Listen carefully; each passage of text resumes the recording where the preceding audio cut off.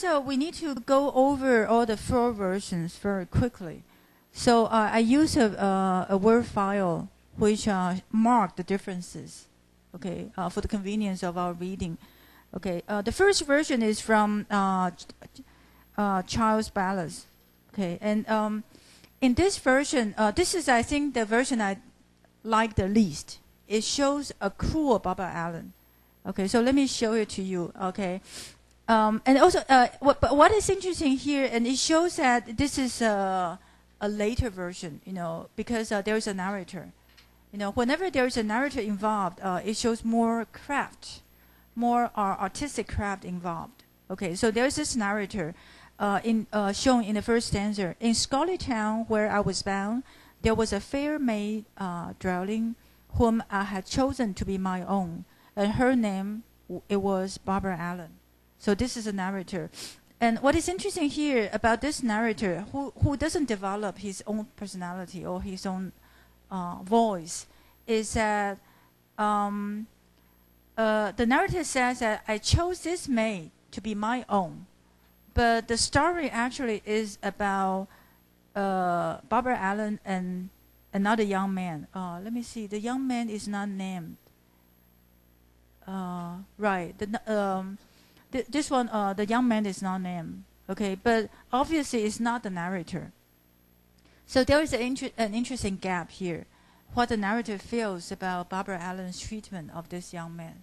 Okay, and here in the second stanza, or in the merry months of May, when green leaves they were springing, this young man on his deathbed lay for the love of Barbara Allen.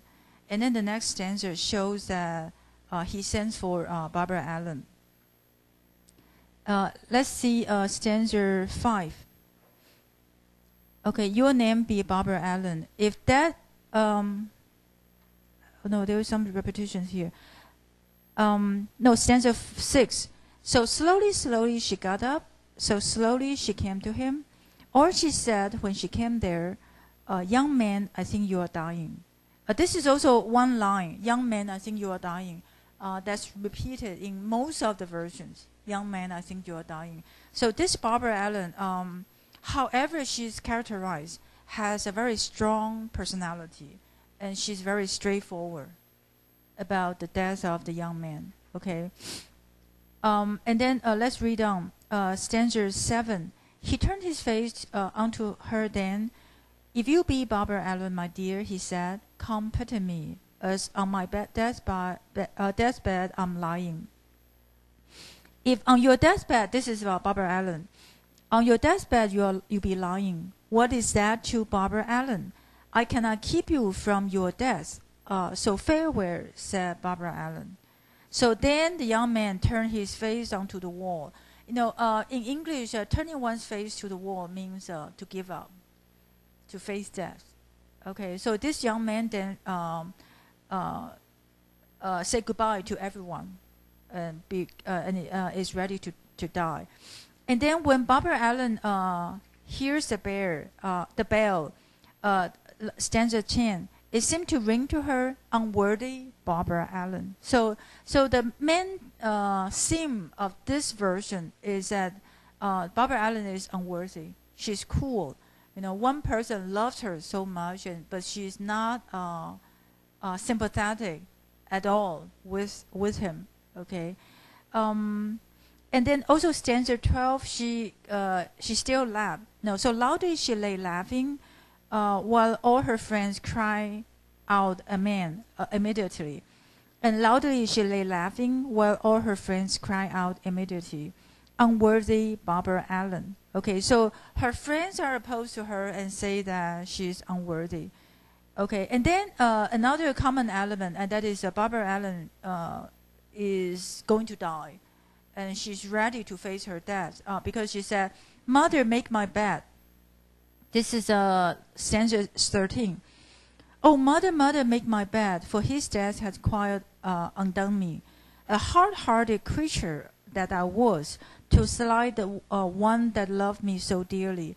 I wish I'd been more kinder to him the time of his life when he was near me. Okay, so basically, Barbara Allen died of repentance. That's the main thing. But overall, she is unworthy. She is cruel. So this is the first version. The second version, please turn to the next page. In the second version, there is no narrator.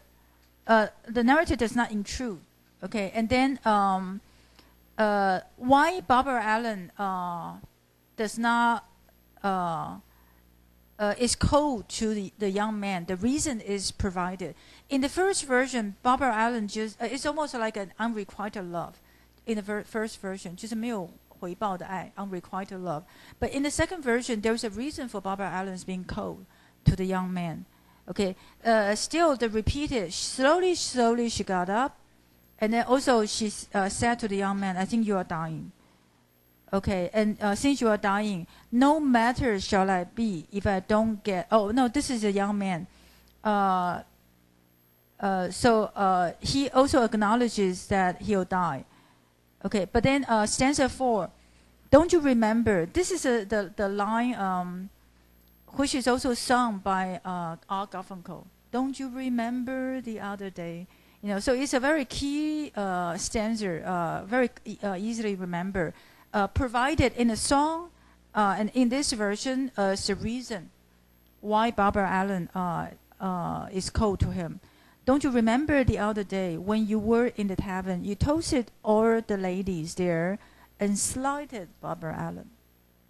Okay, so Barbara Allen here is shown to be one to remember, you know, one to not just wait and be passive. You know, once she's rejected, she rejects. You know, so she's one to take action. This kind of personalities you see only in folk literature, in the medieval literature. You know, in the religious tracts, usually women are supposed to be virtuous and loyal, etc. Okay, so in other words, in the Middle Ages, there were really indeed two sides to it. You know, one is being very strict and very obedient to all the religious orders, and the other is on the people's side. You know, when they are beyond the control of the church, you know, they can have really colorful lives. Okay, so the young man responded differently. Oh yes, I remember the other day when we were in the tavern, I toasted all the lady there, gave my love to Barbara Allen. Okay, so you know, this is more like a contemporary romance. You know, a tragedy caused by misunderstanding. You know, he ignored Barbara Allen because, you know, he actually loved Barbara Allen, so he dare not express it in public.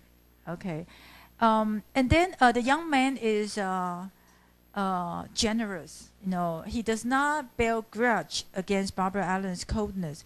So at the end, he said, "Adieu, adieu, my kind friends all. Be kind to Barbara Allen." Okay, so that's his last words before he died. And because of the final acknowledgement of love, Barbara Allen also feel sad. Although the town people still say that she's hard-hearted. Oh no, the bells, for her the bells suggest that she's hard-hearted, but she's actually broken-hearted. Okay, she looks at the corpse for the last time. Let him gaze upon me. Let me gaze upon him. Gaze at the corpse the last time, and then ask the mother to make a bed for her. And the long and narrow bed is another, you know, really common symbol, because the long and narrow bed means coffin. Coffin. Okay. I die for him tomorrow. So the mother also died for their love, and so it's a pure tragedy. You know, the second version. And they die, and at the end, out of his grave, the last two lines, grew a red, red rose, and out of hers, a briar. Okay, so this is the second version. Okay, the third version is slightly different from the second version. The third version is more like 梁山伯与祝英台. Barbara Allen ignores what's his name? Let me see. Probably not mentioned. Oh, Johnny. Barbara Allen ignored Johnny because of the parents. Okay, let's look at stanza 2. Here the mother says, "Get up, get up, get up and go and see him." And then Barbara Allen said, "Oh, mother dear, do you not mind the time that you told me how to slide him?" Now, in other words, now Johnny is about to die. The mother asked Barbara Allen to go see him. But, in the past, it was the mother and the father, like, "Oh, father dear, do you not mind the time when you told me how to shun him?" Okay, so in the past, it was the parents that asked Barbara Allen to ignore Johnny. Okay, so again, Barbara Allen go visit Johnny the last time, and she does it slowly. So the word slowly, is worth discussing. It's a bit like the laughter of Sir Patrick Spence. Why does she do it slowly? Like in a melodrama or a soap opera, you will see the lovers like rushing into each other, embracing each other, and then cry and everything. Okay, so here the slowly is anti-dramatic. Okay, but I think it's more effective. It's more impressive. It gives us some space to think about Barbara Allen, what she thinks at this moment. At first she obeys, in this version, she obeys her parents to ignore the guy who she seems to love. And now she's able to do that. Okay, like Shakespeare in Love and Romeo and Juliet are all about star-crossed love. Star-crossed 就是星星都诅咒的爱情，就是不能够被就不被允许的爱情。Star-crossed love. Okay. So Barbara Allen here is another one, right? But what's different here is that they don't really have a time to communicate with each other. She gets to face her love only at his deathbed. So it's all too late. Okay, but then when she's aware that it's too late, she goes there slowly. Okay, and also she said that one word, skip a stanza. "One word from me you'll never get, nor any young man." One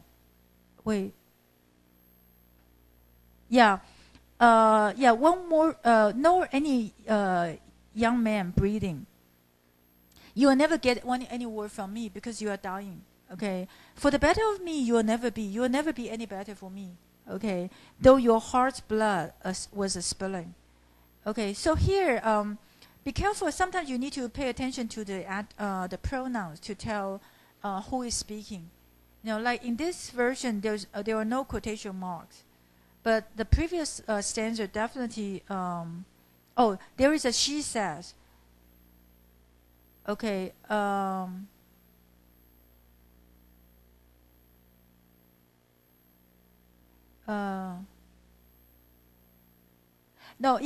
In the previous stanza, the first two lines said by Barbara Allen, and then the last two lines by Johnny. "One word from you will bring me to, if you be Barbara Allen." So the young man, Johnny, is still like keeping the last hope, believing that he'll come back to life. But Barbara Allen is very straightforward to say that, no, that's not true. You will die. Okay. So I think that in different versions, Barbara Allen is characterized differently. They are all strong versions of strong women, but strong women with different types. Okay.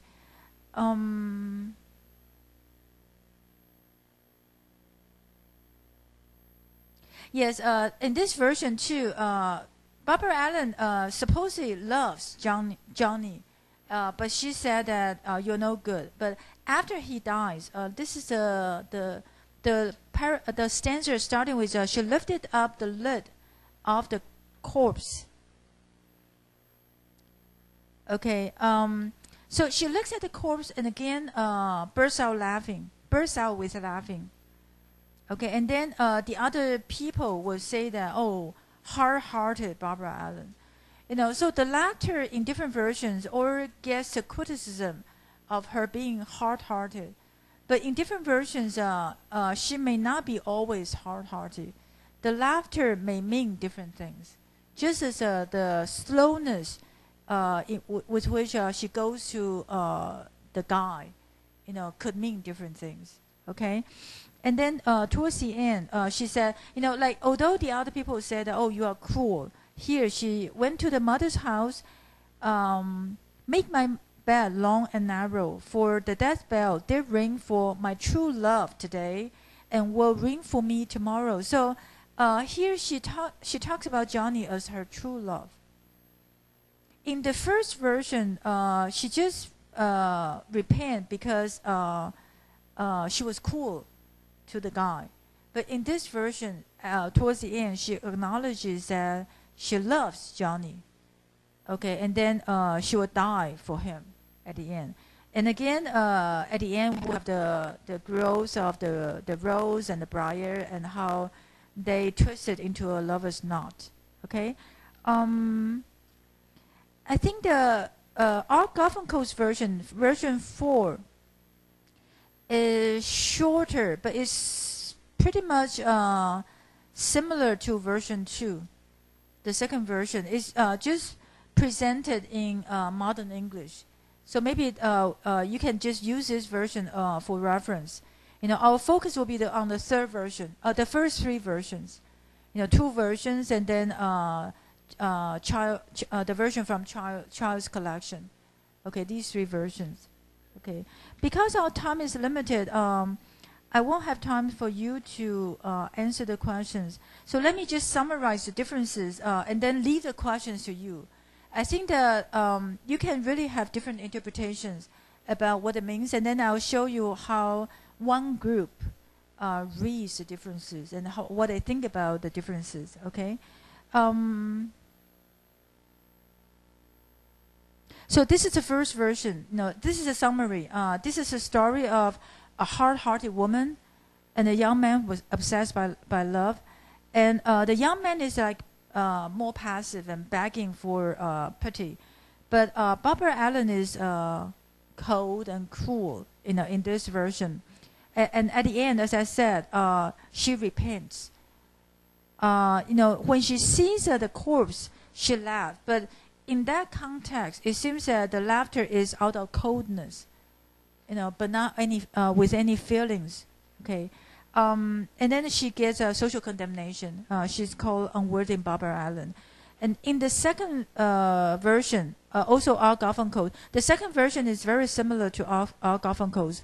It's pretty much an irony of fate, because they actually love each other, but Barbara Allen misread the gesture of the guy in the tavern, William in the tavern. She saw that she doesn't love her, so she ignored her. But actually, he ignores her because he loves her, and he dare not express it in public. Okay, and then what is also interesting is the sound effects. There are a lot of feminine rhymes. Like if you look at the whole version here is sad. It's very sad because it's presented as a tragedy. Unlike the first one, this is a tragedy, and then the end rhyme, like dying, is a feminine rhyme, creates the sense of sadness. Okay. Also, William is a noble person. In the first version, the guy begs for pity, but here William is generous. Although he knows that he dies for Barbara Allen, he asks his friends to be nice to Barbara Allen probably because he knows that they'll condemn her. Okay, so he like speaks for her. Okay, yes. This Barbara Allen is more active. After she realizes that William loves her, because she looked east, she looks west. She saw his coffin coming, so she actively searched for the coffin, and then she asked the mother to make the bed to welcome death. Okay, I'll die for him. Okay, in another version is the bell that will ring her death, but here, she is active. I will die for him. Okay, so that's another difference. And version 3, as I said, is more a bit like Romeo and Juliet or 梁山伯与祝英台. They are forbidden to be together because of the parents. Okay, but Barbara Allen's responses, because of the social constraints, Barbara Allen's responses become more mysterious. Because if at first there was no sign that she loves him, but at the end she said that oh, he's my true love. Okay, and at first she's very cool.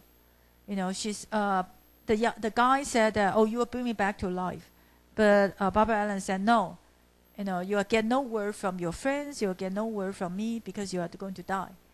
Okay, so this Barbara Allen is even more of a mysterious figure that we can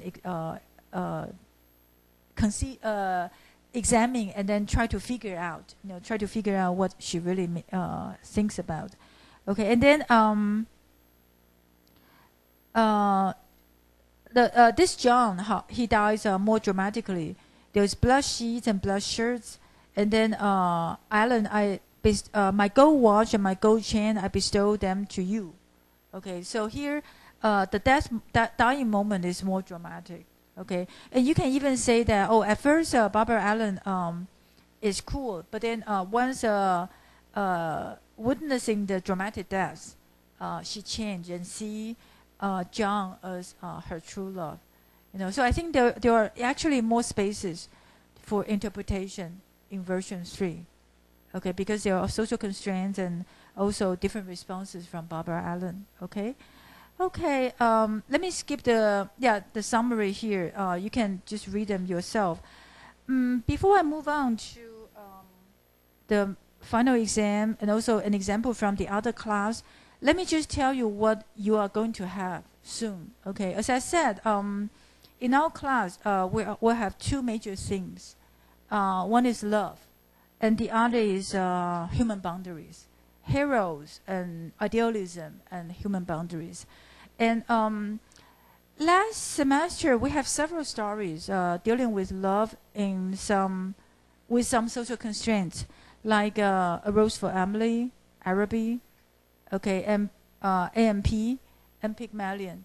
Different kinds of love, puppy love.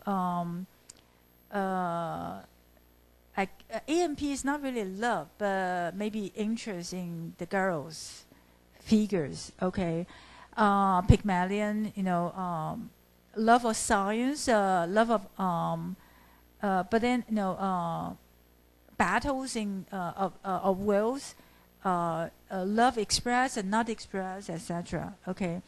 And then a list of poems, because of all the groups will need to choose one poem, right? Next week, and then we'll try to avoid repetition.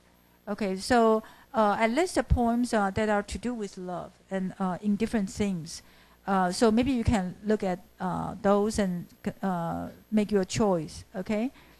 The other theme that we are dealing with is creation, idealism, and human boundaries. For instance, Pygmalion. Last semester, we talked a lot about how I forgot her name, Eliza. Yes, how Eliza is actually a creature, up to Act 3 of Mr. Higgins, Dr. Higgins, and then she grows beyond, okay, and becomes another thing. So the idea of creation is there in Pygmalion. So will it be in Frankenstein. Don't forget that in the first unit, the poems are relatively short, so you should really start to read Frankenstein if you haven't. And I hope that by the time we start to talk about it, you are doing your second reading of the novel. Okay. Otherwise, I really feel fear, not feel, but fear, that you'll be very miserable in the second part of the semester. Don't expect to have all the fun, like cheerleading, workstation. They're all fun, okay?